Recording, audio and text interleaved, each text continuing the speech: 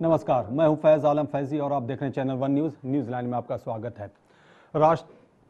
जमीयते उलमाए हिंद की तरफ से राष्ट्रीय एकता सम्मेलन का आयोजन किया गया दिल्ली में, जिसमें बड़ी संख्या में लोगों ने शिरकत की, लेकिन इसके सियासी पहलू भी निकल करके सामने आए, जिसकी वजह से विवाद भी गर्माता दिखाई दे रहा है। इसमें कांग्रेस नेता गुलाम नबी आज़ाद मंच पर आसीन थे और उन्होंने सोनिया गांधी का पत्र पढ़ करके सुनाया, जिसके बारे में गुलाम नबी आज़ाद ने कहा कि सोनिया गांधी ने उर्दू में भी दस्तखत किए हैं इस पे, जिसको लेकर के काफ़ी हंगामा हो रहा है। इसके अलावा आचार्य प्रमोद कृष्णन भी वहाँ मौजूद थे और भी दूसरी पार्टियों के कई नेता वहाँ मौजूद थे, लेकिन बीजेपी का कोई नेता यानी सत्ता पक्ष की तरफ से अगर कहा जाए तो कोई नेता वहाँ मौजूद नहीं था। इसके अलावा ईसाई धर्मगुरु जॉन दयाल भी वहां मौजूद थे। कुल मिलाकर के राष्ट्रीय एकता सम्मेलन के लिए लोगों को बुलाया गया था, लेकिन इसके कुछ सियासी पहलू भी निकल करके सामने आए हैं, जिसकी वजह से काफी हंगामा होता है दिखाई दे रहा है। हालांकि संदेश देने की जरूर कोशिश की गई है कि फिरका परस्तों के खिलाफ फिरका परस्ती के माध्यम से नहीं लड़ा जा सकता है। इसी मुद्दे पर हम चर्चा करेंगे अपने तमाम मेहमानों के साथ, लेकिन उससे पहले हम इस चर्चा को आगे बढ़ाएंगे, अपने मेहमानों का तारुफ कराएंगे, ये सब होगा इसमें, और इसके सियासी पहलू पर भी हम नज़र डालने की कोशिश करेंगे, और इसका जो सामाजिक पहलू है या लोगों को जो पैगाम देने की कोशिश की गई है उस पहलू पर भी हम नज़र डालने की कोशिश करेंगे अपनी परिचर्चा में।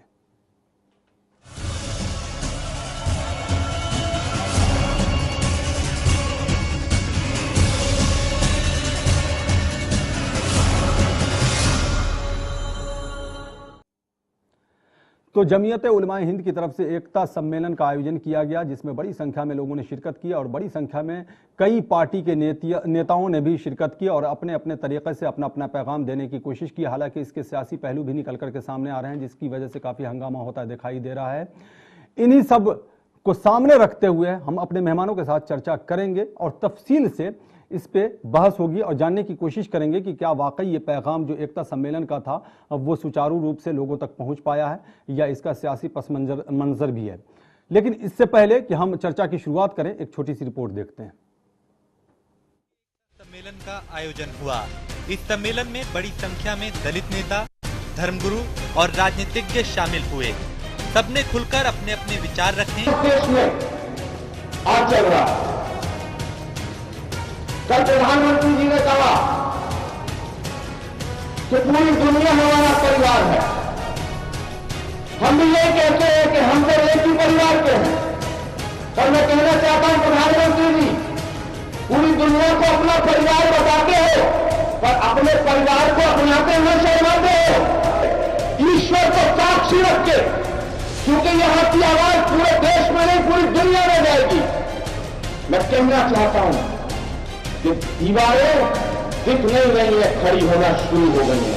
हजरत मौलाना अरशद अली साहब, इन खड़ी होती दीवारों को अभी गिराना होगा, रोकना होगा, वरना बहुत देर हो जाएगी। इस सम्मेलन के मंच से निकली ये आवाजें कहां तक पहुंचती हैं और इसका सरकार पर क्या प्रभाव पड़ता है। सम्मेलन की एक खास बात सोनिया गांधी का लिखित संदेश भी रहा, जिसे गुलाम नबी आजाद ने पढ़कर सुनाया। इस तरह से आप और हम सेकुलरिज्म की लड़ाई लड़ रहे हैं, उसी शिद्दत से सोनिया गांधी जी भी सेकुलरिज्म की लड़ाई लड़ रही है, पार्लियामेंट के अंदर और पार्लियामेंट के बाहर। इस संदेश में सोनिया ने उर्दू में दस्तखत किए थे। गुलाम नबी आजाद ने सोनिया का संदेश पढ़ते हुए कहा कि कुछ ताकतें मुल्क को तोड़ने में लगी हैं, इसके खिलाफ सब लोगों को एक साथ होना पड़ेगा। आपको बता दें कि सम्मेलन में उमर खालिद के पिता भी मौजूद थे और यहाँ उमर खालिद की रिहाई की मांग भी की गई।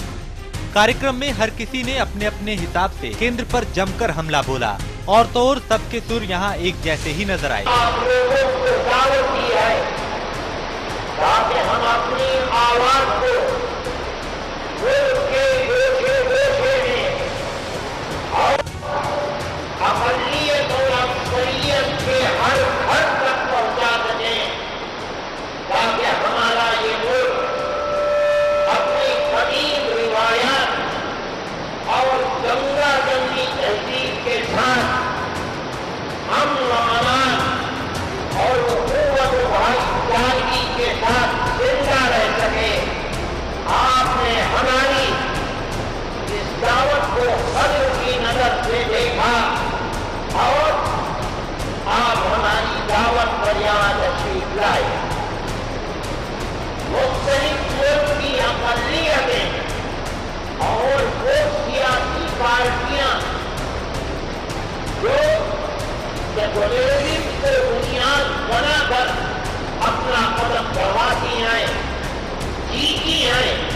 चिंता रहती है, वो ये महसूस कर रही है कि इस माहौल के अंदर जो घुटन है वो मुल्क को बर्बादी की तरफ से चलने वाली है। चैनल 1 न्यूज के लिए स्मिता रिशाल के साथ ब्यूरो रिपोर्ट। जी हाँ, तो आपने रिपोर्ट देखी। मौलाना अरशद मदनी जो उलमा काउंसिल के प्रमुख हैं, उन्होंने भी लोगों को संबोधित किया। आचार्य प्रमोद कृष्णन ने सीधे सीधे केंद्र सरकार पर निशाना साधा, प्रधानमंत्री नरेंद्र मोदी पर निशाना साधा। इसके अलावा गुलाम नबी आज़ाद जो कांग्रेस के नेता हैं और राज्यसभा में विपक्ष के नेता हैं, उन्होंने भी सोनिया गांधी के खत के माध्यम से केंद्र सरकार पर निशाना साधने की कोशिश की। तो तमाम वक्ताओं ने कमोबेश केंद्र सरकार पर निशाना साधने की कोशिश की। हालांकि कुछ अच्छे पैगाम भी दिए गए और लोगों को ये समझाने की कोशिश की गई कि अगर फिरका परस्ती है, सांप्रदायिकता है, तो सांप्रदायिकता के माध्यम से सांप्रदायिकता को समाप्त नहीं किया जा सकता है। हम अच्छे आचरण के माध्यम से, हम अच्छे काम के जरिए लोगों को अपनी तरफ आकर्षित कर सकते हैं और देश की एकता और अखंडता के लिए हम सभी को कंधे से कंधे मिलाकर आगे बढ़ने की आवश्यकता है और इस पर हमें गामजन होना चाहिए, कोशिश करना चाहिए, तभी हम आगे बढ़ सकते हैं, देश के विकास को आगे बढ़ा सकते हैं। हम इन्हीं तमाम मुद्दों पर अपने मेहमानों के साथ चर्चा करेंगे। चर्चा की शुरुआत करते हैं, उससे पहले अपने मेहमानों का तारुफ करा दें, परिचय करा दें, इंट्रोडक्शन करा दें। हमारे साथ इस वक्त स्टूडियो में जो मेहमान मौजूद हैं वो हैं मोहम्मद असलम, जो ह्यूमन चेन के प्रेसिडेंट हैं। मोहम्मद असलम साहब, आपका बहुत बहुत स्वागत है। इसके अलावा हमारे साथ हैं खालिद सिद्दीकी, जो सामाजिक कार्यकर्ता हैं। खालिद सिद्दीकी, आपका भी बहुत बहुत स्वागत है। आशू खान भी है हमारे साथ, जो सामाजिक कार्यकर्ता है। आशू खान, आपका भी बहुत बहुत स्वागत है। इसके अलावा हमारे साथ हैं आबिद अनवर, जो वरिष्ठ पत्रकार हैं। आबिद अनवर, आपका भी बहुत बहुत स्वागत है। इसके अलावा दो और मेहमान भी हमारे साथ जुड़ेंगे। जैसे ही जुड़ते हैं हम उनका भी इंट्रोडक्शन देंगे आपको और उनके पास भी ले चलेंगे और उनके भी नज़रियात से आपको वाकिफ करवाएंगे और उनसे भी पूछेंगे कि आखिर आप इसे कैसे देखते हैं। हम शुरुआत करते हैं आबिद अनवर से, चूंकि पत्रकार हैं, निष्पक्ष वक्तव्य आएगा। आबिद अनवर, ये जो जमीयत उलमाए हिंद की तरफ से एकता सम्मेलन का आयोजन किया गया, क्या वाकई इससे वो पैगाम लोगों तक पहुंचा जिसकी आवश्यकता महसूस की जा रही थी, या इसके जो सियासी पहलू निकल करके सामने आए हैं उस पर ज्यादा फोकस किया गया? देखिए, इसमें है कि बिल्कुल ही पैगाम पहुंचा है और इसकी बहुत सख्त ज़रूरत भी थी कि जिस तरह से हम देख रहे हैं कि गुज़िश्ता 18-19 महीनों में जो मुल्क के हालात हुए हैं, गुज़िश्ता एक साल के अंदर कम से कम करीब 800 के आसपास फसादात हुए हैं और पूरा मुल्क इस वक्त जो है वो पूरी तरह से अदम तशद्दुद, अदम रवादारी, अदम बर्दाश्त के माहौल में घिरा हुआ है। और इसके अलावा हर आदमी जो भी सही सोच रखता है और अपनी बात कहना चाहता है, वो अपनी बात कहते हुए डरता है कि अगर हम कहेंगे तो पता नहीं मेरे साथ क्या सलूक होगा। हर आदमी इस वक्त परेशान है और वो ये सोच रहा है कि अगर हम हक की बात करते हैं, सच बात कहते हैं, तो हमारे साथ रोहित मोहम्मद का सलूक होगा। और इस कॉन्फ्रेंस के जरिए इस पैगाम को पहुंचाने की कोशिश की गई है कि हमारे सामने सबसे बड़ा मुल्क है, मुल्क में हम फिरका परस्ती को बिल्कुल बर्दाश्त नहीं करेंगे। मुल्क रहेगा तो सब लोग लेकिन रहेंगे। आपको क्या लगता नहीं है कि जो राजनीतिक पार्टियों के नेता वहां मौजूद थे, उन्होंने अपने हित को साधने की भी कोशिश की इस मंच के माध्यम से? देखिए, ये जहाँ पे जो भी प्रोग्राम होता है उसमें राजनीतिक लीडर तो आते ही आते हैं, सियासतदान आते हैं जी। और इसमें कोई दो राय नहीं कि सियासत के पहलू नहीं होते। हर प्रोग्राम का सियासी पहलू होता है, चाहे वो मजहबी हो, सियासी हो, समाजी हो, कोई भी हो। इस तरह से उन्होंने ये मैसेज भी इसमें दिया है सियासी तौर पर कि अगर मोदी सरकार इस मामले को नहीं देखती और अपने जो इश्तियाल अंगेज बयान करने वाले हैं उनसे वो नहीं निमटती, उनके खिलाफ कोई कार्रवाई नहीं करती, तो उनके बुरे नतीजे होंगे। ये उसमें मैसेज देने की कोशिश की गई। चलिए, ठीक है, आएंगे फिर तो आपसे जानने की कोशिश करेंगे और आगे के भी पहलू को समझने की कोशिश करेंगे। तो आशू खान, आप इसे कैसे देखते हैं? ये जो सम्मेलन का आयोजन किया गया, एकता सम्मेलन, और एकता के पैगाम के लिए ये सम्मेलन का आयोजन किया गया था और इसी पैगाम को आगे बढ़ाने की कोशिश की गई थी, लेकिन इस पे विवाद भी होता दिखाई दे रहा है। जो ये एकता सम्मेलन हुआ है ये वैसे ही होना चाहिए और इससे बहुत अच्छा मैसेज गया है, मगर ये अलग अलग पॉलिटिकल पार्टी के नेता आने के बाद वहाँ अपनी अपनी सियासत चमका रहे थे, ये चीज़ गलत है जी। ये एकता का मैसेज जाना चाहिए था। ये इसलिए हिंदू, मुसलमान, सिख, ईसाई, हम जो लोग चाहते हैं, ये बीजेपी आरएसएस वाले हम लोगों बांटना, हम लोगों में मोहब्बत कम करना, उसको दूर करके एक मैसेज अच्छा पहुंचाना चाहते थे। मगर ये मैसेज अच्छा गया, मगर इसमें सोनिया गांधी का इशू है, उन्होंने साइन उर्दू में करे, इसमें कोई इशू नहीं बनना चाहिए। देखिए, हमारा हिंदुस्तान एक आज़ाद हिंदुस्तान है, सेकुलर हिंदुस्तान है, और सभी धर्म के लोग इसमें रहते हैं। और एक जैसे इसमें ये उमर खालिद वाला हुआ, कन्हैया वाला हुआ, ये इशू क्या था? इशू कुछ नहीं था। मोदी के खिलाफ कन्हैया ने बोला, उसके एंटी ये मैसेज गया, उसको जेल में डाल दिया गया। फिर उसके ऊपर एक उमर खालिद को मुसलमान होने की वजह से मास्टरमाइंड बताया गया। नहीं तो ये किसने बताया उमर खालिद को मुसलमान होने की वजह से? गवर्नमेंट किसकी है सेंटर में? बीजेपी की। गवर्नमेंट की तरफ से तो नहीं मास्टरमाइंड बताया गया है। ये तो मीडिया में खबरें आई जी। ये मगर पुलिस ने अरेस्ट किया ना। हाँ, अरेस्ट किया, को नारों के आरोप में अरेस्ट किया। हाँ, जब उसको बिठा के इन्वेस्टिगेशन हुई तो उमर खालिद को बताया, कन्हैया को जो नाम दिया वो उमर खालिद ने दिया, उमर खालिद को दिया, तो उसको मास्टरमाइंड बताया गया उमर खालिद को। जी, खैर वो अदालत का मामला है, अदालत के जरिए सब चीजें निकल करके सामने आएंगी। जी, खालिद सिद्दीकी, ये जो राष्ट्रीय एकता सम्मेलन का आयोजन किया गया, क्या बेहतर नहीं होता कि इसमें सियासी पहलू को नजरअंदाज करके आगे बढ़ने की कोशिश की जाती? इसमें 3 पहलू हैं। जी, पहलू पे मैं रोशनी शॉर्ट में डालता हूँ। जी, पहला तो ये है कि जमीयत उलमा हिंद है कौन? जी, ये क्या है? आप आज़ादी की तारीख को ले, उस वक्त ये तंजीम आज़ाद कांग्रेस के साथ शाना बशाना 2 कौमी नज़रिए के खिलाफ खड़ी हुई थी और इस मुल्क को जोड़ने की कोशिश की। इसकी एक अलग बहुत मजबूत तारीख है। और उसके बीच में जमीयत ने बहुत इनएक्टिव हो गई थी। आज वो अपने टूट फूट से ऊपर उठ के एक नेशनल इंटीग्रेशन का एक पैगाम देना चाह रही है, तो ये बहुत खुशाइंद है। इसका हर किसी को वेलकम करना चाहिए। दूसरी सूरत जो पॉलिटिकल पार्टी सोनिया गांधी के मैसेज और उनके खत को उर्दू में, पॉलिटिकल पार्टियां थी जिसके नेता वहां थे मंच पर। हाँ, ठीक है। हम ये कह रहे हैं कि उसमें होना ये चाहिए कि नेशनल इंटीग्रेशन को, मैसेज को आगे बढ़ाने के मोदी साहब जो आर्ट ऑफ लिविंग के कल्चरल वर्ल्ड प्रोग्राम में है, वहां भी उनको कम से कम फिजिकल प्रेजेंस नहीं तो उनको जाना चाहिए। ना जब बुलावा जाता नहीं, बुलावा प्राइम मिनिस्टर को बुलावा गया नहीं गया मुझे इसका पर नहीं है, पर उनको एक मैसेज देना चाहिए। न्यूज में आके देते, कहीं भी देते, प्रेस रिलीफ दे रहे थे। ये ठीक है, उनका बुलाया है नहीं बुलाया है मैं ये नहीं कह सकता, लेकिन बहरहाल इसमें एक गवर्नमेंट, एक संवैधानिक यहाँ सरकार चला रही है, एक सेंटर है, पावर सेंटर है, उसको एक मैसेज देना चाहिए। चूंकि नेशनल इंटीग्रेशन जमीयत का एक तारीख है, उसको एक आवाम को मैसेज देना चाहिए कि हम इस पे। आपको ये नहीं लगता कि बीजेपी के नेताओं को भी वहां बुलाना चाहिए था? हाँ, के नेताओं को मैं इसको इस नजरिए से देखता हूं कि हो सकता है मैनेजमेंट की कमी रह गई। अगर उन्होंने दावत नहीं दिया तो ये कमी रह गई है, इसको हम इस नजरिए से देखते हैं। लेकिन प्राइम मिनिस्टर को आगे आके ये मैसेज देना चाहिए, उनको खत देना चाहिए, मीडिया में आके उनको पैगाम देना चाहिए। तीसरा पहलू उमर खालिद का, उमर खालिद का पहलू ये है कि ठीक है, अगर उमर खालिद ने दिया है, नहीं कन्हैया है, उमर खालिद है, और अगर एंटी नेशनल दिया है स्लोगन, तो बिल्कुल इस पे इसकी सही इन्वेस्टिगेशन होनी चाहिए, इस पे कार्रवाई होनी चाहिए। लेकिन इसका एक पहलू ये है कि 3 लोग जो 9 फरवरी के उसमें कश्मीरी जो दिखे कपड़ा लपेट के जो आवाज लगाते हुए, नारा लगाते हुए साफ दिख रहे हैं, वो तीनों अभी तक अरेस्ट क्यों नहीं हुए? जी, उनको पहले आप अरेस्ट कीजिए। इनको तो साबित भी नहीं होता है कि इन्होंने दिया है कि नहीं दिया, ये इन्वेस्टिगेशन का पहलू है। आप पहले अरेस्ट कर रहे हैं, लेकिन जिन्होंने दिया है, जो दिख रहे हैं बज़ाहिर, उनकी तहकीक करके उनको आप पकड़िए, उनको एप्रीहेंड कीजिए।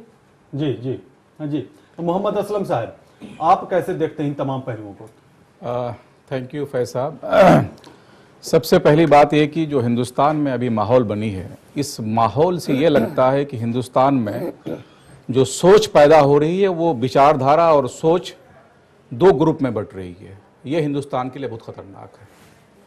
हमें ये लगता है कि ये जो एकता या कौमी यकजहती का कॉन्फ्रेंस आज जमीयत उलमा हिंद ने किया है, तो मुझे ये लगता है कि जमीयत उलमा हिंद की जो हिंदुस्तान की आज़ादी में जो कंट्रीब्यूशन है, इसलिए उसकी नीयत पे कोई सवाल नहीं उठाना चाहिए। लेकिन ये सवाल जायज़ है कि वो जमीयत उलमा हिंद ने जिन नेताओं को वहां बुलाया है, मुझे नहीं पता, जैसे खालिद साहब ने कहा कि क्या बीजेपी के नेताओं को, क्या आरएसएस के नेताओं को, क्या और संघ के नेताओं को उन्होंने बुलाया कि नहीं बुलाया। कौमी एकजहती हिंदुस्तान के 125 करोड़ लोगों से होगा। कौमी एकजहती किसी एक तंजीम से, किसी एक पार्टी से, किसी एक शख्स से नहीं होगा। इस मुल्क को बचाना है तो तमाम लोगों को, हिंदू, मुसलमान, आरएसएस, जमीयत उलमा हिंद, शिव सेना, बजरंग दल, तमाम लोगों को वो लाइन छोड़ना पड़ेगा जिस लाइन से हिंदुस्तान तकसीम होता है। जी बिल्कुल, बड़ी अच्छी बात है। सबको इकट्ठा होकर के एक मंच पे आना चाहिए और मंच साझा करके आगे बढ़ने की कोशिश की जानी चाहिए। यही एकता का अच्छा पैगाम यहां से जाता है। हमारे साथ इस वक्त फोन पर जुड़ गए हैं इलियास मलिक, जो ऑल इंडिया मजलिस मुशावरत के साबिक सदर हैं। इलियास मलिक साहब, आपका बहुत बहुत स्वागत है।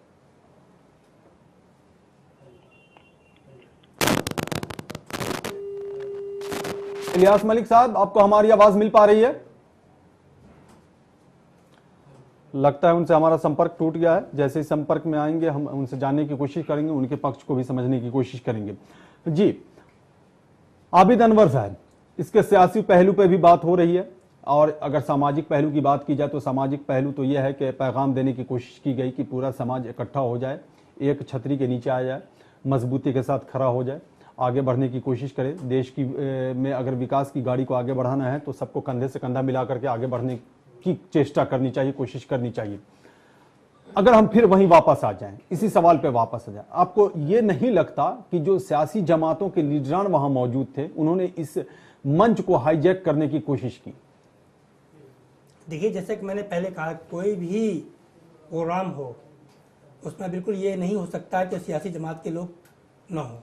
जी, हर तंजीम के अपने सियासी मफादात होते हैं, अपने सियासी ताल्लुकात होते हैं, और ये ऐसा मौका होता है जहां सबको जगह और अपने ख्यालात जो उनके ख्यालात से मुत्तफिक हैं या उनके के ख्यालात को जानते हैं, ऐसे लोगों को वो तंजीम बुलाती रही है। जमीयत उलमा हिंद हमेशा बीजेपी के खिलाफ रही है। जैसे कि अभी बहुत सारी बातें हैं कि आरएसएस को क्यों नहीं बुलाया, कि जमीयत उलमा के जितने भी इजलास हुए आज तक मेरे ख्याल में कोई ऐसा नहीं है, कोई भी ऐसा प्रोग्राम जिसमें आरएसएस के लोग आए हों या उनको बुलाया गया हो। ये कभी ऐसा नहीं हुआ। जमीयत उलमा हिंद की एक साफ ये लाइन रही है पूरी तरह से कि वो के मुल्क के तई मुकम्मल वफादारी का अहद करते हुए वो जुल्म के खिलाफ लड़ती रही है। इससे पहले मेरठ के हुसूल इंसाफ कॉन्फ्रेंस हुआ था, उसमें भी उन्होंने सख्त लहजे में कहा था कि हम, मतलब आप इस बात से सहमत नहीं है कि हाईजैक करने की कोशिश की? नहीं, मैं इससे बिल्कुल मुत्तफिक नहीं हूँ। इसलिए वजह यह है, चलिए हम वजह पे भी आएंगे और वजह भी जानने की कोशिश करेंगे कि आखिर क्यों ऐसा आप मानते हैं। और भी हमारे साथ दूसरे मेहमान हैं, लेकिन चूंकि वक्त हमें इजाजत नहीं दे रहा, हमें ब्रेक पे जाना पड़ेगा। ब्रेक से जब लौटते हैं तो इस चर्चा को हम आगे बढ़ाएंगे। रुकते हैं छोटे से ब्रेक के लिए।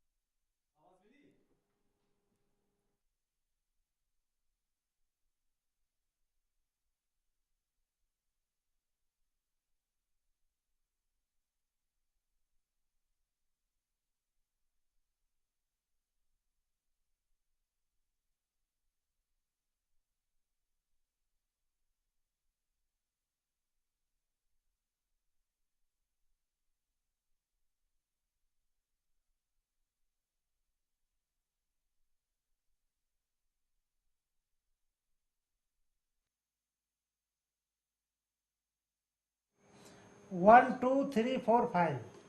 हाँ, बोल तो रहे, वो बोल तो रहे, आवाज नहीं मिल रही है?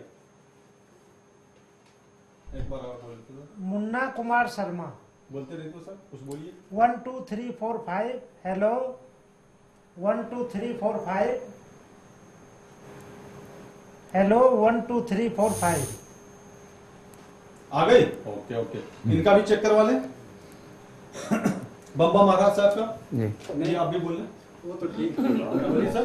बम महाराज नौटिया बोल रहा हूँ, नेशनल रिफॉर्मर्स ऑफ इंडिया। अच्छा, नोटिया में लगा हुआ है। नौटिया जी। ठीक, मिल गई आवाज ना?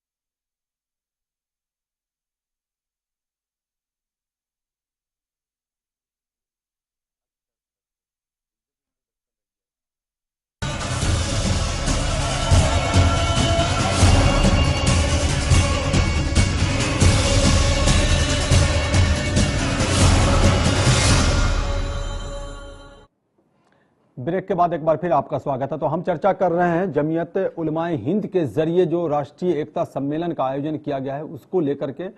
हमारे साथ जो मेहमान हैं उनसे हमने परिचर्चा में सवालात किए, उन्होंने जवाब भी दिए, लेकिन अपने दर्शकों को हम ये बताते चले कि इस वक्त हमारे साथ दो और मेहमान जुड़ गए हैं जिनका हम इंट्रोडक्शन करा दें, जिनका परिचय करा दें, तारुफ करा दें, ताकि आप भी जान सकें और उनसे भी हम फिर सवाल लेंगे और जानने की कोशिश करेंगे कि उनका नजरिया क्या है, वो क्या सोच रखते हैं। हमारे साथ इस वक्त जो दो नए मेहमान जुड़े हैं वो हैं बम बम महाराज नोटिया, जो हिंदू धर्म गुरु हैं। बम बम महाराज नोटिया, आपका बहुत बहुत स्वागत है।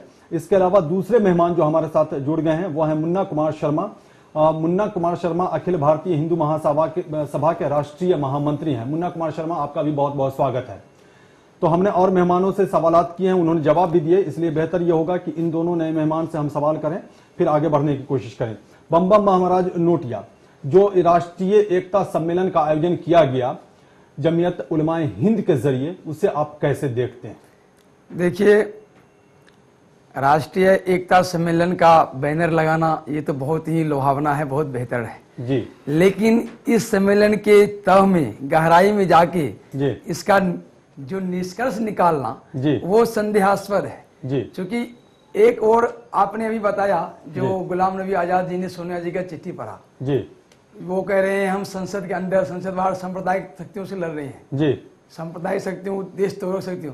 कांग्रेस को ये बात बोलने का कहीं अधिकार ही नहीं है जी। आप जानते हैं इस देश का 24 विभाजन हुआ है जी। और 24 विभाजन में जब सबसे लास्ट विभाजन जो हुआ 1947 में वो due to Congress, only for due to Congress, due to Gandhi या ड्यू टू नेहरू।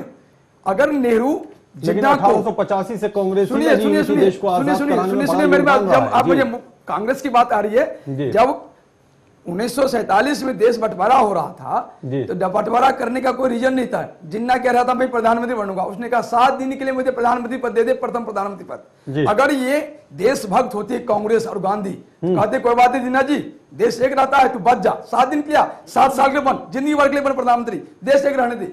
इन्होंने देश को अपने स्वार्थ में बंटवारा कर दिया, जैसे कि इनके बाप की जागीर थी। यानी प्रधानमंत्री पद के लिए देश का बंटवारा हो गया। बिल्कुल, कांग्रेस ने अपने स्वार्थ में, गांधी और नेहरू ने देश का बंटवारा किया। इसलिए कांग्रेस को तो ये कहने का कहीं अधिकार ही नहीं है जो मतलब देश को तोड़ने वाला कोई तोड़ेगा, तुम तोड़ दिया है, कोई तोड़ेगा, तुमने तोड़ा है, इसलिए तुम्हें ये कहने का कोई अधिकार नहीं है।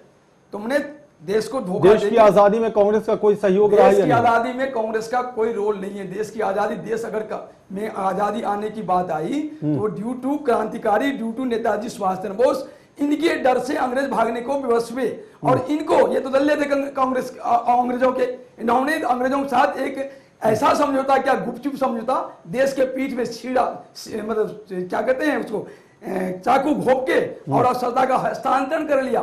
आजादी नहीं लिया इन्होंने, आज तक देश आजाद नहीं हुआ है। इंडियन, चलिए आप भी मानते हैं कि आज तक देश आजाद नहीं हुआ, बड़ी बात आपने मान ली है। देश आज तक आजाद नहीं हुआ है। नंबर एक सुनिए साहब, सुनिए पहले सुन लीजिए, जब आप हमसे पूछ रहे हैं नंबर 1, नंबर 2, इनकी वजह से आज तक देश का स्वरूप धारण नहीं कर सका है। आज तक इनकी वजह से, क्योंकि जो इन्होंने अंग्रेजों के संविधान को एज इट इज रूलिंग को मतलब लागू कर दिया, इनकी वजह से देश नहीं बन सका है। इनकी वजह सारी समस्या की जड़ इन्हीं की वजह से है, इसलिए इनको कुछ कहने का अधिकार नहीं है। सुनिए, तो आवाज बुलंद करनी चाहिए। सुनिए, बुलंद हम करने जा रहे हैं, हम नेशनल राष्ट्रीय परिवर्तक दावा करता का मैं अपने ऊपर लेबल लगा रखा हूं और मैं इस आवाज को बुलंद करने के लिए मैं राजनीतिक पार्टी भी सहमत होंगे, पार्टी विहीन, सुनिए पार्टी विहीन लोकतांत्रिक सरकार की स्थापना के लिए मैं मुहिम छेड़ चुका हूं। अच्छा। अब मैं इस देश से ये राजनीतिक पार्टी जो है, हम इनके खर्चा क्यों बहन करें? जितनी राजनीतिक पार्टी है उनका 90% खर्चा हम लोग बहन करते हैं, क्यों बहन करें? सारी बीमारी के जड़ राजनीतिक पार्टी है जी। तमाम राजनीतिक पार्टियों के बारे में आप कह रहे हैं? तमाम राजनीतिक पार्टी, हमारा तो है जो जैसे ही हमारी बात चलेगी, पब्लिक मौका देंगे, मीडिया मौका देगी, तो हम राजनीतिक पार्टी के खिलाफ सारे का रजिस्ट्रेशन कैंसिल करा के पार्टी विहीन लोकतांत्रिक सरकार की स्थापना करेंगे। जो बड़ी राजनीतिक पार्टियां हैं, सारे कोई भी देशभक्त नहीं है। चलिए, और जहां तक मदनी जी की बात है, मदनी जी की मैं बहुत सारी चीजों को देखा हूं, पेपर में पढ़ा हूं, लिखा हूं, इन सभी चीजों में करनी कथनी में बहुत बड़ा फर्क है। अभी हमारे कुछ साथी कुछ बोल गए हैं कन्या के मुद्दे पर, उसके बाद ये उमर खालिद के मुद्दे पर, ये सब चीज जो है ना, एक प्रत्यक्ष को प्रमाण की आवश्यकता नहीं होती। बंधु, आप यहाँ डिबेट में बैठे हुए हैं, आपको देश की करोड़ों जनता देख रहा है और करोड़ों जनता ने उस वीडियो को देखा है, तो देश में आजादी चाहते हैं, करोड़ों जनता ने सब कुछ को देखा है। आप डिबेट पर बैठ के किसको झुठला नहीं सकते हैं, आप झुठलाने की कोशिश क्यों करते हैं? अरे सत्य को स्वीकारिए, कहिए सत्य को स्वीकार के आता हूं देशभक्त के प्लेटफॉर्म पर। लेकिन आपने असत्य बोला है। अभी उमर खालिद और कन्हैया ने जो काम किया है, अगर ये उत्तर कोरिया होता उसके पूरे पुष्ट को मार देता, वहीं पर किम जोंग मार देता, एक सेकंड में पाकिस्तान नहीं। ये तो हिंदुस्तान है। उनका कोई वीडियो नहीं है, कन्हैया का उमर खालिद का कोई वीडियो नहीं है नारे लगाते हुए। मुन्ना कुमार, जेएनयू में मैं आपको बता दूं, जेएनयू के प्रोफेसर को मैं सो-कॉल्ड नोटिस देने जा रहा हूं, मंडे टुडे तक सो-कॉल्ड नोटिस दे दूंगा। आपने तो तमाम राजनीतिक पार्टियों को भी लपेटा है। बिल्कुल, ये सारे देश जो भी देश के, हमारा देश का देशभक्ति चरित्र बना ही नहीं है, देश के प्रति मरने मिटने का चरित्र नहीं बन सका अब तक। ये सबसे बड़ा दुख की बात है। आज 67 साल के दरमियान में इन राजनीतिक पार्टियों ने देश में देशभक्ति का चरित्र ही पैदा नहीं होने दिया। बिल्कुल जी। मुन्ना कुमार शर्मा, 2 चीजें निकल करके आ रही हैं। एक तो यह है कि जमीयत उलमाए हिंद के जरिए राष्ट्रीय एकता सम्मेलन का आयोजन किया गया, जिस पर बम महाराज ने कहा कि जो अरशद मदनी है उनके बारे में भी हम जानते हैं, और दूसरी तरफ उन्होंने कहा कि देश अभी आजाद ही नहीं हुआ है और जो राजनीतिक पार्टियां हैं वो सब भ्रष्ट हैं और उनका रजिस्ट्रेशन कैंसिल होना चाहिए, जिसमें बीजेपी का भी नाम लिया, कांग्रेस का भी नाम लिया, दोनों जी 1 to all कह रहे हैं। मुन्ना कुमार शर्मा, आप कैसे इसे देखते हैं, क्या प्रतिक्रिया है आपकी? देखिए, जो आज का ये एकता सम्मेलन जिसको कहा जा रहा है जी, ये देश की एकता के लिए नहीं था, ये देश की एकता को तोड़ने के लिए। अच्छा, आज जो ये सम्मेलन हुआ उसका जो मुख्य मांग था वो था कि उमर खालिद को रिहा किया जाए। अच्छा। उमर खालिद को पकड़ा क्यों गया? उसने नहीं, एक चीज मैं बता दूं, इसमें उमर खालिद का ही नाम नहीं आया और लोगों का भी नाम आया, लेकिन आप सिर्फ उमर खालिद का नाम ले रहे हैं। देखिए, उसने देश के लोकतंत्र के सबसे बड़े मंदिर भारतीय संसद पर जिसने हमला करवाया, उसकी उसने फांसी मनाई। सुप्रीम कोर्ट के द्वारा और देश के न्यायालय के द्वारा जिसको फांसी की सजा दी गई, उसकी उसने बरसी मनाई, उसको महिमामंडित करने का प्रयास किया, उस पर कड़ी से कड़ी कार्रवाई होनी चाहिए। लेकिन मुन्ना कुमार शर्मा, ये विडंबना नहीं, मुन्ना कुमार शर्मा एक मिनट, मुन्ना कुमार शर्मा, ये विडंबना नहीं है कि पीडीपी भी उसे शहीद मानती है, अफजल गुरु को, और पीडीपी के साथ बीजेपी ने सरकार बना ली है जम्मू कश्मीर में। बीजेपी की जो है क्या राजनीति हो तो बीजेपी बता सकती है, लेकिन पीडीपी के साथ जो बीजेपी की सरकार बन रही है उसकी मैं तीव्र निंदा करता हूँ। बीजेपी कभी भी, पीडीपी कभी भी राष्ट्रभक्त नहीं रही है, हमेशा देश विरोधी कार्य करते रही है। इसलिए अगर बीजेपी अपने को राष्ट्रभक्त घोषित करना चाहती है तो उसको कभी भी पीडीपी के साथ सरकार नहीं बनानी चाहिए। लेकिन बना चुकी है सरकार, लेकिन वो सरकार बना चुकी है। ये देखिए, इसके बारे में बीजेपी बता सकता है कि क्यों कर रहा है, लेकिन जो आज का एकता सम्मेलन था वो एकता सम्मेलन नहीं था, देश को तोड़ने के लिए था। और कांग्रेस को कैसे कैसे कैसे देश को तोड़ने के लिए कैसे था, जरा समझाइए। इसलिए कि अगर देश की एकता के लिए सम्मेलन था तो उसमें देश की एकता को कमजोर करने वाले उमर खालिद जैसे लोगों की रिहाई की मांग नहीं। लेकिन उमर खालिद को कैसे आप कैसे फैसला सुनाएंगे?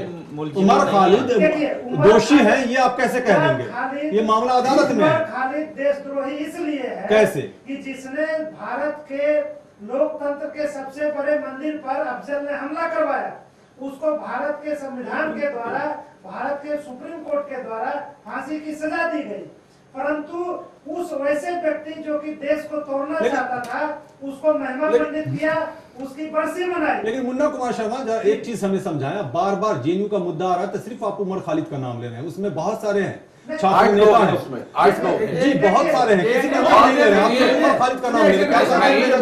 मामला अदालत में है।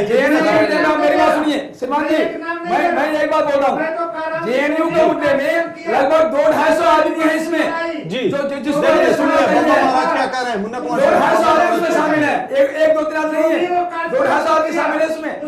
और जेएनयू में सबसे पहले तो जो जेएनयू का वीसी है उसके ऊपर में कार्रवाई होनी चाहिए, जेएनयू का टीचर एसोसिएशन का अध्यक्ष है उनके ऊपर कार्रवाई होनी चाहिए, क्योंकि ये जेएनयू का आपको लगता नहीं कि वाकई देश में राष्ट्रीय एकता की आवश्यकता है?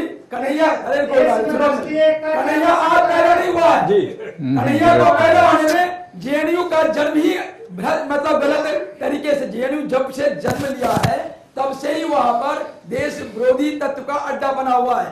ये आज कहीं कन्हैया पैदा नहीं लिया, ये कन्हैया पैदा लिया है बहुत दिन पहले, लेकिन उमर खालिद पैदा लिया बहुत दिन पहले। इसलिए इसको दूर करने के लिए सबसे पहले किसी के ऊपर कार्रवाई होनी चाहिए। मैं जेएनयू के वीसी के ऊपर में मुकदमा दर्ज करने की कार्रवाई और करूंगा। ठीक है, आपका अधिकार है, मुकदमा करेंगे। मुकदमा आप इसीलिए करेंगे कि संविधान पे, संविधान के दायरे में करेंगे। आप कहते हैं, आप कैसे कहते हैं कन्हैया को देशद्रोही, कैसे कहते हैं उमर को देशद्रोही? तो सुनिए, हम किसी को देशद्रोही नहीं कर रहे, हम तो जानते नहीं थे कन्हैया कौन है, उमर कौन है। जब उसका वीडियो सामने आया है तब पूरा देश जाना है, पूरा विश्व जाना है, लेकिन उसके सपोर्ट में वो तत्व जो देश को तोड़ने वाले डी राजा है, नीतीश कुमार है, ये सोनिया गांधी है, राहुल गांधी है, ये सब जो देशद्रोही तत्व है वहां जाके इसका मतलब क्या समझते हैं? ये एक ऐसा फिगर बना रहा है। अभी हमारे बंधु बोले 18-19 महीने में देश का माहौल बिगड़ गया है। 18-19 महीने में देश का कुछ माहौल नहीं बिगड़ा है। आप लोग किसी भी प्रखर राष्ट्रवाद व्यक्ति को, देशभक्त व्यक्ति को चलने नहीं देना चाहते हैं, क्योंकि आज तक 18-19 महीने में कोई भ्रष्टाचार नहीं हुआ है केंद्र सरकार में।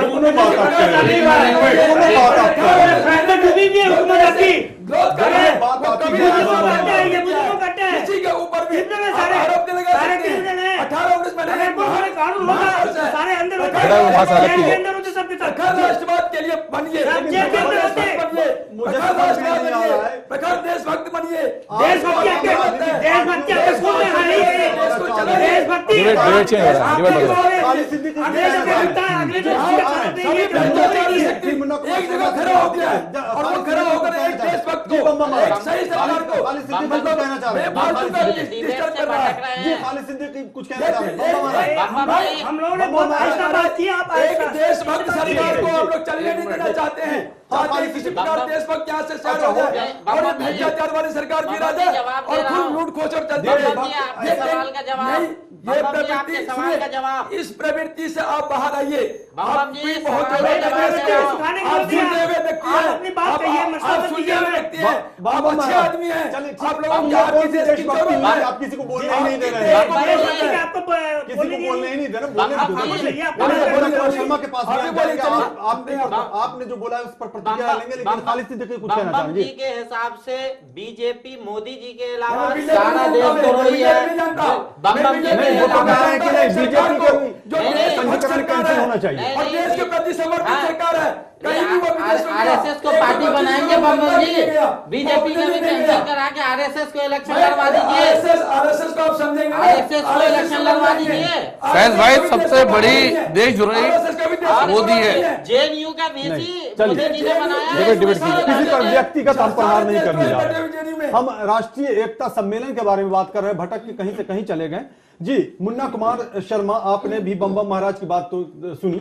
दो चीजें निकल करके आए। एक तरफ तो वो ये कह रहे हैं कि जितनी भी राजनीतिक पार्टियां हैं सबका रजिस्ट्रेशन कैंसिल होना चाहिए, कोई भी सही नहीं है, देशभक्त नहीं है। दूसरी तरफ कह रहे हैं कि देशभक्त सरकार है, यानी उसी राजनीतिक पार्टी की सरकार है जिसे देशभक्त भी बता रहे हैं, फिर ये कह रहे हैं कि देशभक्त भी नहीं है। पार्टी की सरकार को देशभक्ति कर रहे हैं, हमने मोदी को कहा है, मोदी एक देशभक्त व्यक्ति है। इस पे प्रतिक्रिया तो और आप देंगे ही, वो सही लेकिन हम दिशा में आपसे चल रहा है, सवाल वो भी सही करते काम चलें। कर रहा है। जी मुन्ना कुमार शर्मा, क्या देश में राष्ट्रीय एकता की आवश्यकता महसूस करते हैं आप या नहीं? देखिए, देश में राष्ट्रीय एकता की आवश्यकता हमेशा है। जी। देश की एकता को मजबूत करना, देश की अखंडता को मजबूत करना, जी। देश की सार्वभौमिकता को मजबूत करना, जी। ये काम हमेशा करना चाहिए। जी। और इस देश के हर नागरिक को करना चाहिए। जी। और ये काम देश में होते रहना चाहिए। जी, बिल्कुल। परंतु जो आज का सम्मेलन था उसमें, लेकिन सर ये भी बताएं कैसे होते रहना चाहिए। देखिए, जो आज का सम्मेलन था जी। उसमें अधिकांश कांग्रेस के नेता थे। जी। इसलिए पूरे देश में ये मैसेज गया है कि जो जी। आज का सम्मेलन था वो कांग्रेस के लिए था, जी। कांग्रेस को फायदा दिलाने के लिए था। अगर ये वास्तव में एकता सम्मेलन आयोजित करना था तो सभी विचारों को, सभी राजनीतिक पार्टियों को इसमें इनवाइट करना चाहिए था। जी। परंतु केवल ज्यादा से ज्यादा एक राजनीतिक पार्टी के नेताओं को बुला करके अल्पसंख्यकों में ये मैसेज देने का प्रयास किया गया कि कांग्रेस ही अल्पसंख्यकों की ऐसी पार्टी है, इसलिए आप लोग कांग्रेस को मजबूत करें। इस सम्मेलन का केवल मकसद यही था, राष्ट्रीय एकता सम्मेलन था ही नहीं। तो फिर आप क्यों नहीं कोशिश करते? अगर ऐसा नहीं था तो आप अखिल भारत हिंदू महासभा के महामंत्री हैं, तो आपकी तरफ से ये कोशिश होनी चाहिए।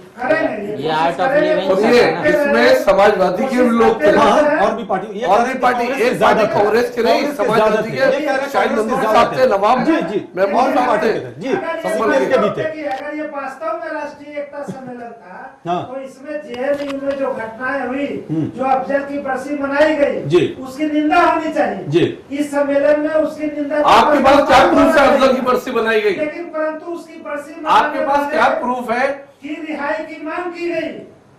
ये गलत हुआ इसमें। अच्छा, लेकिन मुन्ना कुमार शर्मा, मेरा सीधा सवाल है, क्या आप कोशिश करेंगे राष्ट्रीय एकता सम्मेलन का बुलावा देंगे? आप बुलाएंगे सभी को? आप सबको बुलाएंगे। आप करेंगे ये कोशिश? सारे जमीयत उलमा हिंद को भी दावत देंगे आप? बुलाएंगे और सारी विचारधारा के लोगों को बुलाएंगे। कांग्रेस पार्टी को भी बुलाएंगे आप? कांग्रेस पार्टी को भी बुलाएंगे। और जब तक पूरे देश के लोग, सभी विचारधारा के लोग एकजुट होकर के और राष्ट्रीय एकता और अखंडता के लिए काम नहीं करेंगे, तब तक इस तरह के एकता सम्मेलन करने से राष्ट्रीय एकता स्थापित नहीं हो सकती। जी आशु खान, ये तो बड़ी अच्छी बात कर रहे हैं कि सबको बुलाएंगे, चाहे वो किसी भी विचारधारा के लोग हों, और बुला करके हम आगे बढ़ने की कोशिश करेंगे। आशु खान, वैसे मैं एक बात और कहना चाहूंगा, मैं इस बात से बिल्कुल कदे सहमत नहीं हूँ। अच्छा, एकता सम्मेलन का जो लेवल है ना, देखिए देश में एकता को कहीं मतलब प्रॉब्लम ही नहीं है। देश की एकता कहीं अखंड एकता है, इसको कोई छेद नहीं कर रहा है, कोई तोड़ नहीं रहा है। आप जो सहमत हमारी मुस्लिम सिख ईसाई जो भाईचारा है ये इतनी मजबूत है। हम मुसलमानों घर में जाके बैठ के खाना खाते हैं, मुसलमान हमारे यहाँ बैठ के खाना खाता है, हम उसके विचार में बैठते हैं, हम सब हमारी एकता तो कहीं कमजोर है नहीं। ये तो ये राजनीतिक पार्टी सब बीच बीच में अपने स्वार्थ में लेकर कुछ न कुछ करके ये दिखाने कैसा करता है, देश की एकता के ऊपर क्वेश्चन उठाता है। लेकिन एक मिनट, कौन सी पार्टी कर रही है ये? हम लोगों को बात कौन सी पार्टी कर रही है? किसी ने ये पार्टी सभी पार्टी के इनके बर्दाश्त होंगे? नहीं बिल्कुल। बीजेपी के अलावा कोई और पार्टी नहीं बांटती हम लोगों को। ये हमारे देश का एकता कहाँ खंडित है बताइए? हम पूरा जितने राज्य हैं सारे जगह पूरा बढ़िया से रह रहे हैं, हर आदमी बढ़िया से रह रहा है, कोई किसी पास कोई दिक्कत नहीं है, हर चीज हमारे देश में है और हर जगह जितनी घटनाएं हुई, मुजफ्फरनगर दंगा हुआ, पूर्णिया कांड हुआ, फल्ला हुआ, चिल्ला हुआ, लेकिन बावजूद भी देश की जो मजहबी संस्कृति है, गंगा जमुनी संस्कृति है, इसको कोई भी माइकालाल आज तक तोड़ नहीं सका। वो अटूट चट्टान की तरह आज भी अटूट है और भविष्य में भी अटूट रहेगा। जी बिल्कुल, बड़ी अच्छी बात है। मेन बात ये, लेकिन ये लोग जो काम कर रहा है ये बेफालतू का देश की एकता करके कुछ अपनी स्वार्थ के लिए लोगों को दिग्भ्रमित कर रहा है। जी जी, और भी मेहमान उनके पास जाएंगे, लेकिन मुन्ना कुमार शर्मा से ही प्रतिक्रिया ले लें। मुन्ना कुमार शर्मा, आप कह रहे हैं कि राष्ट्रीय एकता की आवश्यकता है, वो कह रहे हैं बम बम महाराज की नहीं, इसकी कोई जरूरत ही नहीं। देखिए बम बम महाराज का अपना विचार है, हमारा अपना विचार है। इनका जो ये विचार, इन्होंने जो कहा कि देश के सभी राजनीतिक दल गद्दार हैं, सभी देशद्रोही हैं, इनकी इस बात से मैं बिल्कुल भी सहमत नहीं हूँ। इस बात की मैं निंदा करता हूँ। अधिकांश राजनीतिक दल है वो देशभक्त है और देश की एकता। एक भी राजनीतिक दल का देशभक्ति आप प्रमाण दे दीजिए, मैं अपनी बात वापस ले लूंगा। एक भी राजनीतिक दल का देशभक्ति का प्रमाण दे दीजिए, मैं अपना बात वापस ले लूंगा। मैं आपके सैकड़ों गिर जाऊंगा, मैं आपको बता दूं 1 to 1 राजनीतिक दल को है भ्रष्ट है, देश विरोधी गतिविधि में शामिल है। एक एक का वंशावली निकाल के दे दूंगा, एक एक का।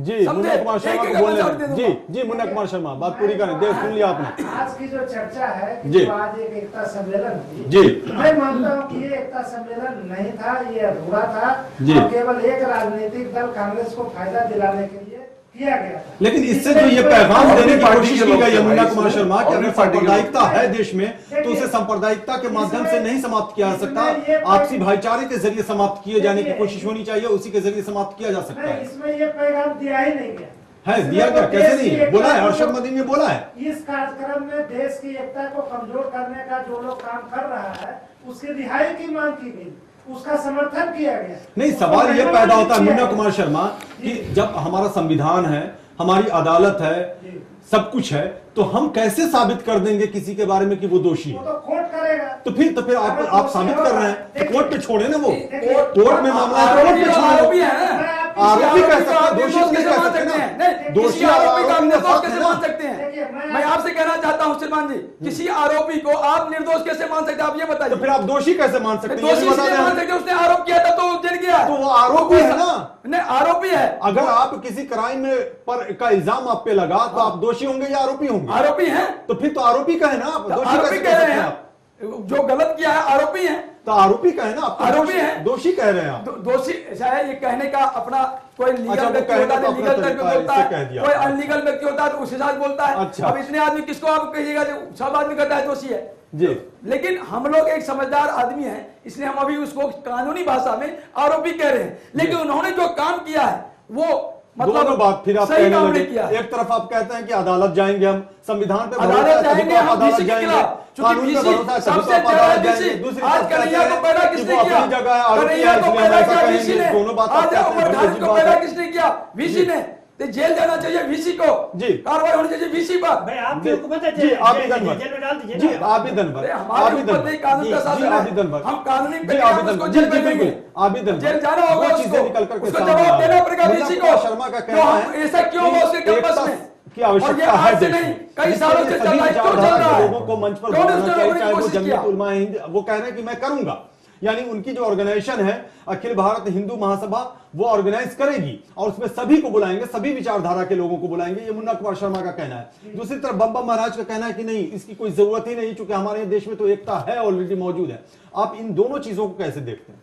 देखिए, जहां तक थोड़ा जल्दी में, संक्षेप में। दोनों की बात बिल्कुल नदी के दो पार की तरह है जी।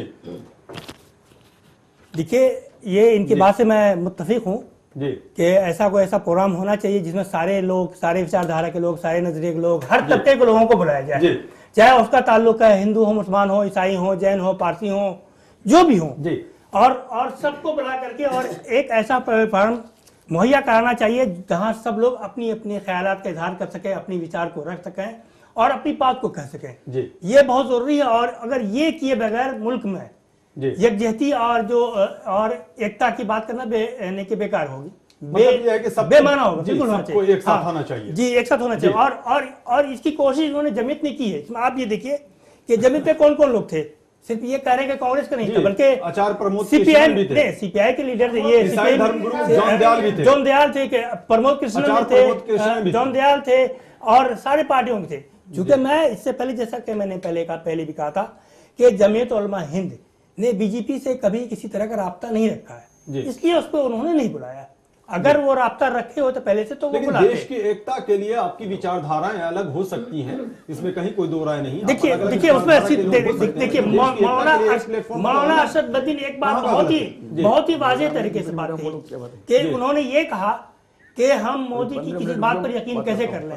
एक तरफ कहते वो सबका साथ सबका विकास, दूसरी तरफ उन्होंने सारे अपने रंगरूप को खुले छोड़ रखे हैं, उसमें गाली देने के लिए, बदतमीजी करने के लिए, मारने के लिए, डंडे से पिटाई करते हैं। कानून पर उनका कोई कंट्रोल नहीं है, जिसको चाहते हैं कम है, इसलिए सबसे ले। जी मोहम्मद असलम जी, आप कुछ कहना चाह रहे हैं संक्षेप में? देखिए, बात हम लोग डिबेट कर रहे हैं, लेकिन डिबेट हम लोग कहीं भटक रहे हैं। मुझे लगता है कि आज का मुद्दा सिर्फ ये होनी चाहिए कि इस मुल्क में अगर जमीयत उलमा हिंद ने एक शुरुआत की है, चाहे वो शुरुआत सही हो या गलत हो, एक शुरुआत तो उन्होंने की है। उसमें कांग्रेस पार्टी आकर के अगर उसने यूज भी कर लिया, अपना फायदा भी ले लिया, तो फिर भी हमें आज जो हमारे हिंदू महासभा के भाई बोल रहे हैं, बिल्कुल ये सही बात है। आप इससे बड़ा कन्वेंशन कीजिए, इससे बड़ा एकता मंच कीजिए, तमाम लोगों को बुलाइए, आप उसमें अरशद मलिक को बुलाइए, सबको बुलाइए और बुला करके देखिए। सवाल ये है कि इस मुल्क का प्रधानमंत्री जब ये कहता है कि 125 करोड़ के नागरिक का मैं प्रधानमंत्री हूं, तो 125 करोड़ की जनता को उसको आश्वासन देना पड़ेगा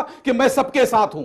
एक तरफ वो कहते हैं कि जामिया मिल्ला इस्लामिया का माइनॉरिटी क्रेडिट छीन लेंगे, एक तरफ कहते हैं कि अलीगढ़ मुस्लिम यूनिवर्सिटी का क्वांटिटी क्रेडिट छीन लेंगे, एक तरफ आप माइनॉरिटी स्कॉलरशिप को खत्म कर रहे हैं। इससे क्या समझ नहीं है? उस पे जब हम आएंगे तो उस पे बात करेंगे, उस पे। जी आएंगे बम्बा महाराज आपके पास आएंगे, वक्त कम है। आशु महाराज, आखिरी प्रतिक्रिया आपसे लेना चाहेंगे। अगर मुन्ना कुमार शर्मा अगर ये बात कह रहे हैं कि हम भी एकता सम्मेलन बुलाएंगे जिसमें तमाम विचारधारा के लोगों को बुलाने की आवश्यकता है और हम बुलाएंगे, उसमें बुलाएंगे, आप स्वागत करते हैं?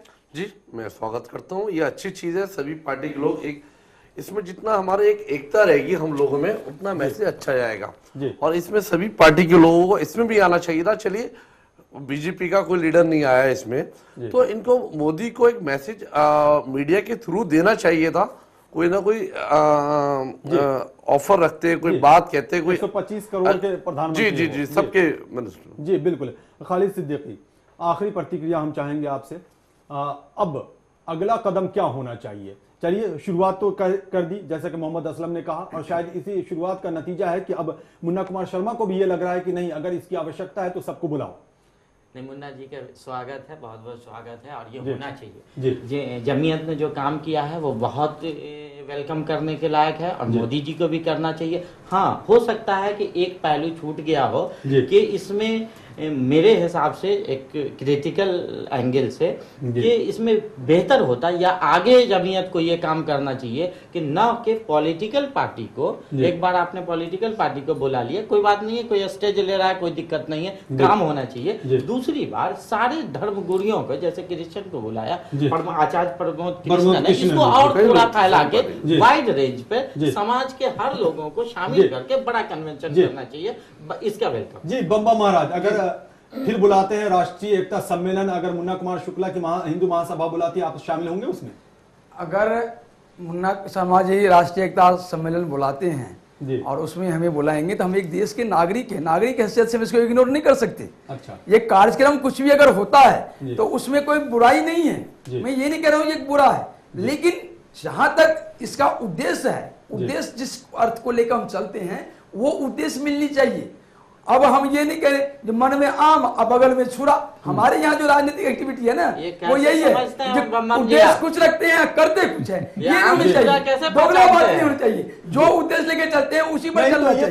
सही उद्देश्य की बात कर रहे हैं ना मुन्ना कुमार शुक्ला भी सही उद्देश्य की बात कर रहे हैं आप। सही, हम साथ होंगे, मुन्ना कुमार बुलाएंगे तो पहले ही से आप सब कुछ निकाल के सामने रख देते हैं, यही बड़ी दिक्कत है। जी मुन्ना कुमार शर्मा, चूंकि वक्त कम है हम आपसे आखिरी प्रतिक्रिया लेना चाहेंगे, चूंकि आपकी ये बात बड़ी अच्छी लगी थी हमें। प्रधानमंत्री कहते हैं सबका साथ सबका विकास, वो 125 करोड़ अवाम की बात करते हैं। क्या आपको लगता है कि सबका साथ सबके विकास में सारे लोग फिट बैठते हैं और 125 करोड़ जनता में सब फिट बैठती है? देखिए, देश सबसे बड़ा है, भारत सबसे बड़ा है। हमें हिंदू मुस्लिम ईसाई के रूप में अपने को नहीं देखना चाहिए। हमें देखना चाहिए कि भारत को मजबूत करना है, भारत को महान बनाना है, इसको फिर से एक बार विश्वगुरु बनाना है। इसलिए भारत के जितने निवासी हैं वे सभी धर्म संप्रदाय जाति को छोड़ करके, भाषा को छोड़ करके, रीजनलिज्म को छोड़ करके देश की एकता और अखंडता को मजबूत करनी चाहिए और इस काम को हमेशा करता रहना चाहिए और इसका हिंदू महासभा हमेशा प्रयास करेगा और इस काम को हमेशा अंजाम देगा। बड़ी अच्छी बात है, बड़ी अच्छी बात है कि इस काम को अंजाम दिया जाना चाहिए और सबको एक साथ एक मंच पर बैठना चाहिए और वहीं से अपनी विचारधारा चाहे जो भी हो एक पैगाम देना चाहिए मजबूती के साथ देशवासियों को। आप तमाम मेहमानों का बहुत बहुत शुक्रिया इस परिचर्चा में शामिल होने के लिए, चूंकि वक्त हमें इजाजत नहीं देता है। लेकिन कुल मिलाकर के ये कहा जा सकता है कि राष्ट्रीय एकता सम्मेलन का जमीयत उलमाए हिंद की तरफ से जो आयोजन किया गया था, ठीक है उसके सियासी पहलू भी निकल करके सामने आए हैं, लेकिन एक शुरुआत तो जरूर हुई है और ये शुरुआत कहीं ना कहीं एक पैगाम देती नजर आ रही है, जिसका असर है कि मुन्ना कुमार शर्मा भी कहते हैं कि अगर राष्ट्रीय एकता सम्मेलन की आवश्यकता है तो उनकी हिंदू महासभा भी इसको लेकर के आगे बढ़ेगी और तमाम विचारधारा के लोगों को इसमें शामिल होने के लिए दावत देगी। बड़ी अच्छी बात कही उन्होंने। न्यूज़ लाइन में इतना ही, नमस्कार।